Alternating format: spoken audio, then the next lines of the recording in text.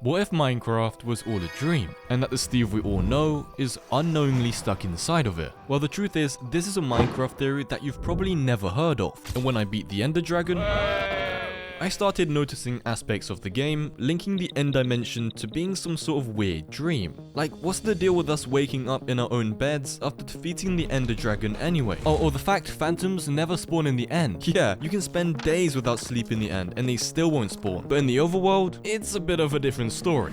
Okay, this was a horrible decision. Ow!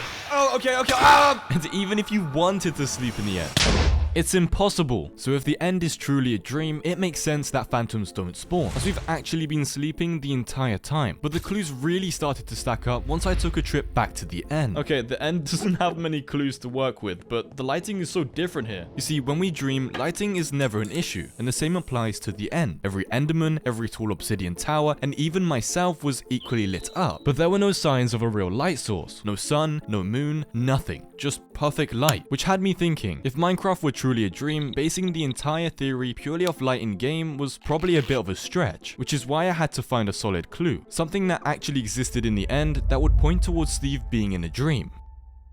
Now, little did I know, this was going to be way easier than I expected, because not long after looking through the short list of 7 blocks in the end, I learned something that would completely change the way I look at Endstone forever. You see, back in 2017, Jens confirmed that the entire texture and color of the Endstone block was simply inverted cobblestone. Wait, really? What? That actually works! So with Endstone being inverted cobblestone, it opens up to the idea that the end is the opposite to the overworld. And when looking at how this connected to it all being a dream, it actually made a whole lot of sense. After all, the rest of the end is pretty dull, and come to think of it, so are dreams. Now, don't get me wrong, we might remember some color, which explains why the end has some purples and pinks. But I guess Steve can only remember so much of the end before he wakes up and the dream just slips away. However, despite this evidence being a little more, well, block solid, I knew I had to find something that screamed Minecraft was a dream. And before I knew it, I had spent a week searching for proof that I wasn't even sure existed. Okay, I've been searching for a while now and I still can't find anything.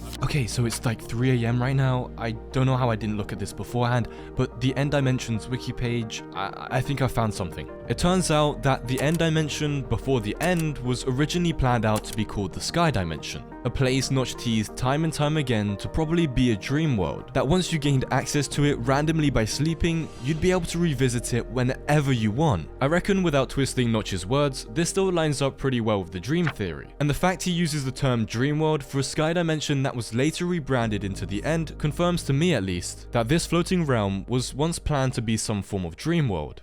Now, speaking of dreams, one of my own since I was 12 years old was to one day hit 1 million subscribers. So if you're new here and you want to make 12-year-old Kunai's dream come true, make sure to subscribe with notifications on, as I would hate for you to miss out on any future videos.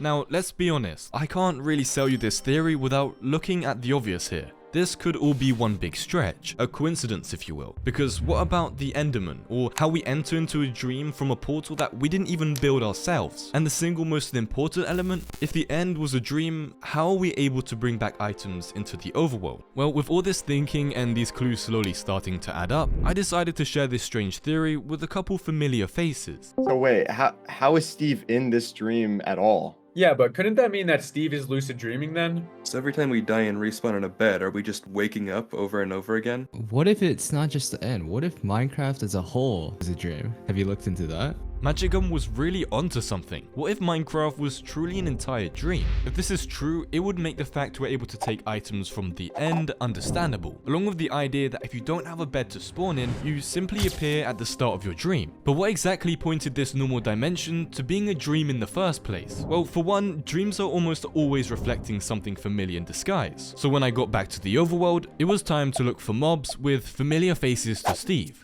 Oh, I can definitely see Steve here. Yep, I mean, this one just learned how to swim. What am I doing here? That is not Steve!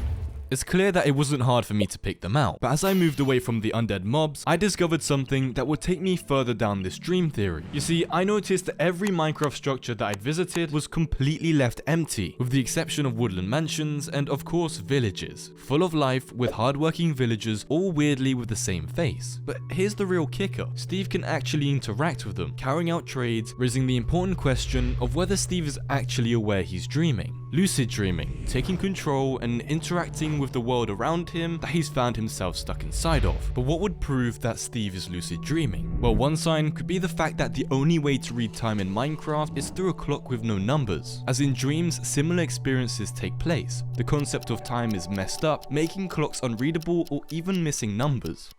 But there was something I just hadn't considered. How did Steve end up in his dream in the first place? Was it maybe some form of accident, leaving him trapped inside of his dream, unable to wake up? Or is he stuck in some sort of coma, only for his dreams to loop over and over again? The real answer is that I don't know, but if we're to entertain this idea, it's best to keep searching. So as I kept looking further, it was clear I had missed one thing. I'd been focusing so much so on what we see in Minecraft that I'd completely forgotten about what we hear in Minecraft. After all, the disc Steve listens to could very much be a part of his memories, existing inside of dreams, protecting him from his past experiences. And what I found exploring deep into the caves, I would have never expected. Alright, I'm gonna have to figure out how to get down.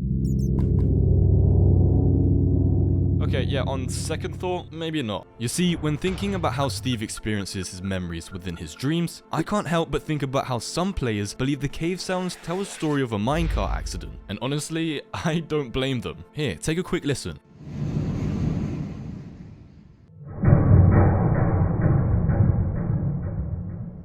Pretty telling, right? So with the combination of cave sounds and the theory of an accident taking place, it gave me a possible answer to how Steve got stuck in his dream in the first place. An accident leaving him in such a state that he's forced to live out his memories within his own dreams. Case closed, right? Well, actually, there was one thing missing, because the only dimension that remained a real mystery to me was the nether dimension, a place we all know that plays by a completely different set of rules. Its own biomes, unique structures, mobs with unique functions, including one being the key to accessing the end. But that's not all. If the end is the dream within the dream, and the overworld is the memories within a dream, where does the nether belong in all of this? Is it perhaps a state of mind, or even a nightmare of sorts? I really struggle to find answers for this, and the truth is, this would remain a pure mystery. But for there to be a start to this dream, there has to be an end, right? Well, as it turns out, it's a lot trickier to figure out, as every time Steve dies, he simply respawns, almost as if his mind can't comprehend death, and because of it, he's simply placed right back into his dreams. And whether it's the same dream or a completely new one, still remains a complete mystery to me. Which is why no matter how you look at this theory, there are plot holes everywhere. Not to mention, this is a massive change compared to the ancient builder theory. But I think the beauty of this is that things don't have to fully make sense. Because just like how we wake up, confused from a real dream, trying to remember every detail, but only getting away with a few or sometimes none, opens up to the idea that if the entirety of Minecraft is truly a dream, then it's bound to never fully make sense at all.